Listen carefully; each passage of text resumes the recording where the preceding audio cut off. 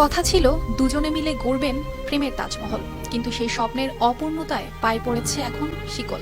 তাও আবার 1-2 বছর নয়, 20 বছরেরও বেশি সময় ধরে কাটছে এমন বন্দি জীবন। হতভাগা এই প্রেমিক শরীয়তপুর জেলার নড়িয়া উপজেলার দক্ষিণ ডিঙামানিক গ্রামের ছেলে কামাল শেখ।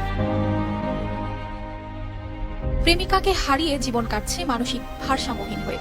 ইতিহাসে অমর হয়ে আছে লাইলি মজনু কিংবা শিরি ফরহাদের প্রেম কাহিনী, কিন্তু কামালের প্রেম ভালোবাসার গল্প কাহিনীও যেন কম যায় না। আমার দেহ তো এরকম পাগল আজকে 20 বছর ধরিয়া।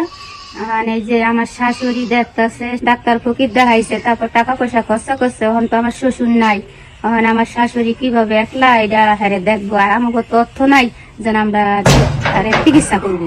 ভালোবাসার মানুষটির অন্য জায়গাতে বিয়ে হলে মানসিক বিপর্যয় নেমে আসে কামালের জীবনে। মনের মানুষকে ভুলে থাকার জন্য পরিবারের পক্ষ থেকে অন্যত্র বিয়ে করালেও ভুলতে পারেননি ভালোবাসার মানুষকে। প্রেমের বিরহ ভুলে থাকতে একসময় আসক্ত হয়ে পড়েন নেশায়, হারিয়ে ফেলেন মানসিক ভারসাম্য।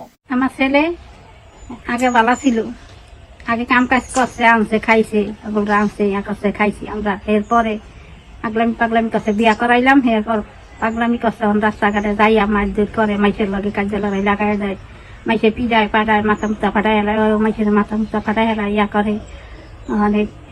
এরপর টিকতে না পারি, এখন আমি এসি গরিব মানুষ, টিকতে না পারি, এখন তালা দিয়া থিয়ে দিছি। কামাল ছিলেন অনেকের চেয়ে ভালো মনের মানুষ। স্বাভাবিক মানুষদের মতোই তিনিও কাজ করে পরিবারের হাল ধরেছিলেন, কিন্তু হঠাৎ প্রেম নামক এই অভিশাপের মুখে পড়ে হারিয়ে ফেলেন নিজের অস্তিত্ব। এরপর বিভিন্ন জায়গায় চিকিৎসা করেও সুফল পায়নি তার পরিবার।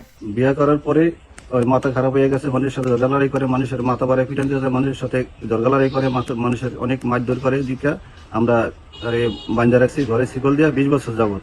কামালের এমন অমানবিক জীবনযাপন ভাবিয়ে তোলে প্রতিবেশীদেরকেও। তারাও চায় উন্নত চিকিৎসায় আবার আগের জীবনে ফিরে আসুক কামাল।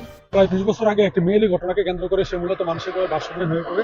এখন তার ফ্যামিলি খুবই অসহায় অবস্থায় মধ্যে রয়েছে। এলাকার যারা সংশ্লিষ্ট রয়েছে তারা যদি তার পাশে দাঁড়ায়, তিনি হয়তোবা ভালো চিকিৎসা পেলে সুস্থ হয়ে যেতে পারেন। এদিকে কামাল শেখের শিকলে বাধা ও তার মায়ের কষ্টের জীবনের কথা জানতে পেরেছেন নড়িয়া উপজেলার নির্বাহী অফিসার। তিনি চিকিৎসার ব্যবস্থা গ্রহণ করবে বলে জানিয়েছেন। ভালোবাসা যত সুন্দর ঠিক ততটাই ভয়ঙ্কর। এজন্যই হয়তো কবি রবীন্দ্রনাথ বলেছেন, প্রেমের আনন্দ থাকে স্বল্পক্ষণ, কিন্তু বেদনা থাকে সারাটি জীবন। তাই তো 20 বছর আগের সেই বেদনার ঘানি আজও টানছেন কামাল। উন্নত সেবায় তিনি আবারও স্বাভাবিক জীবনে ফিরে আসবে, এমনটাই প্রত্যাশা শুভাকাঙ্ক্ষী ও স্বজনদের।